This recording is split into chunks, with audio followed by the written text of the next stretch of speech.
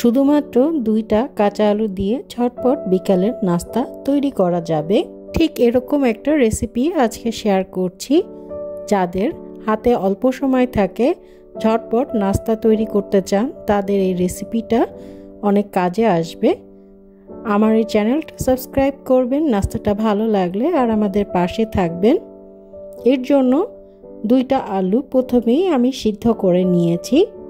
আর আলু গরম অবস্থাতেই ম্যাশ করে নেবেন, তাহলে খুব ভালো আলু ম্যাশ হয়। নয় ঠান্ডা হয়ে গেলে কিন্তু আলু খুব মসৃণ ম্যাশ হতে চায় না।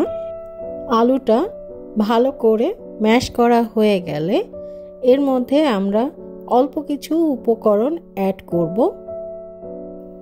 এর মধ্যে স্বাদ মতো লবণ অ্যাড করে দিচ্ছি, হাফ চা চামচের মতো লাল মরিচ পাউডার, 1/4 চা চামচের মতো গোলমরিচ গুঁড়া দিয়ে খুব ভালো করে আলুর সাথে মিশিয়ে নিচ্ছি। এখন আলুর মধ্যে আমি 2 টেবিল স্পুনের মতো কর্নফ্লাওয়ার অ্যাড করছি। অ্যাড করে খুব ভালো করে মাখিয়ে নিতে হবে। আপনাদের কাছে যদি কর্নফ্লাওয়ার না থাকে তাহলে আপনারা ময়দাও ব্যবহার করতে পারবেন। খুব ভালো করে মাখানো হয়ে গেলে এখন আমরা একটা চপিং বোর্ড নিয়ে নিব। চপিং বোর্ডের উপরে আলুটাকে ঠিক এভাবে রোল করে নিব। আলুর মিশ্রণটা রোল করা হয়ে গেলে আমরা 2 ভাগ করে নিয়ে প্রথমে 1 ভাগটাকে ঠিক রোল করে এরকম বড় রোলের মতো তৈরি করে নিব।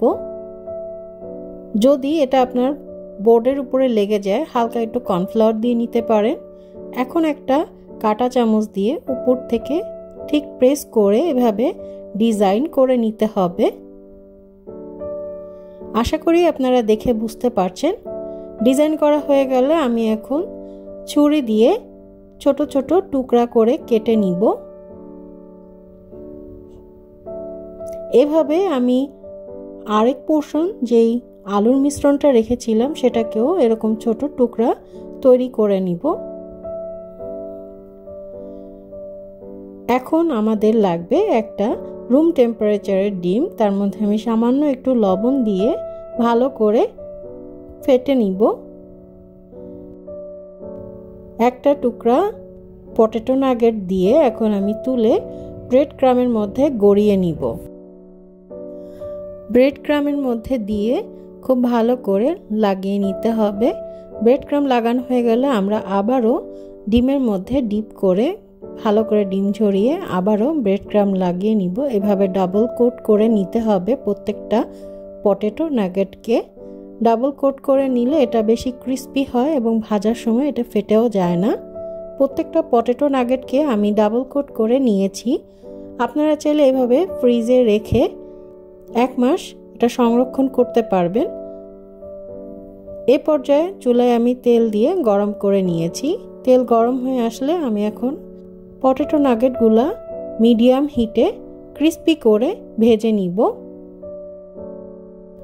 চুলার জাল এ পর্যায়ে মিডিয়াম হিটে থাকবে, খুব বেশি হাই হিটে কিন্তু ভাজা যাবে না, তাহলে পটেটো নাগেটগুলা কিন্তু পুড়ে যাবে। এপিট ওপিট উল্টে পটেটো নাগেটগুলা ভাজা হয়ে গেলে এখন তেল ঝরিয়ে আমরা চুলা থেকে নামিয়ে নিব। শুধুমাত্র 2টা আলু দিয়ে ঝটপট বিকেলের চায়ের সাথে খাওয়ার জন্য এমন একটা নাস্তা তৈরি করে ফেলতে পারেন। বাচ্চারা পটেটো নাগেট খুবই পছন্দ করবে। আশা করি আমার রেসিপিটা আপনাদের কাছে ভালো লেগেছে। যদি ভালো লাগে থাকে তাহলে চ্যানেলটা সাবস্ক্রাইব করবেন। আল্লাহ হাফেজ।